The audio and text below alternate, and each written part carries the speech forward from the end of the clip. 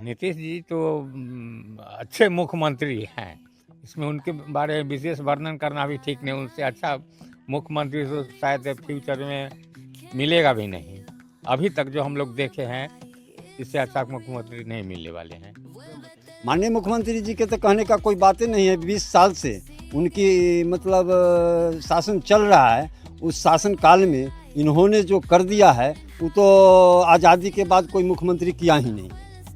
नीतीश जी तो विकास पुरुष ही हैं। वो बिहार के लिए बहुत कुछ किए। हम लोग तो ज़्यादातर कलकत्ता में रहते थे, पहले तो श्रम लगता था बिहारी बोलने में भी। अब उनका कृपया हुआ से दिल खोल के बोलते हैं, पूरा विकास से ही विकास है। इनका प्रत्येक क्षेत्र में, प्रत्येक सेक्टर में विकास कर रहे हैं। बिहारी के प्रति अब बिहारी के प्रति बहुत पहले गंदा सोचते थे सर, बहुत गंदा विचार था। हम लोग को भी श्रम लगता था बोलने में कि हम बिहार के हैं। बोल देते थे यूपी है, झारखंड है, ये बोल देते थे। अब तो गर्व के साथ बोलते हैं कि ये बिहार के हैं और नीतीश जी मेरे मुख्यमंत्री है और उनका काम जाके देखिए बिहार में।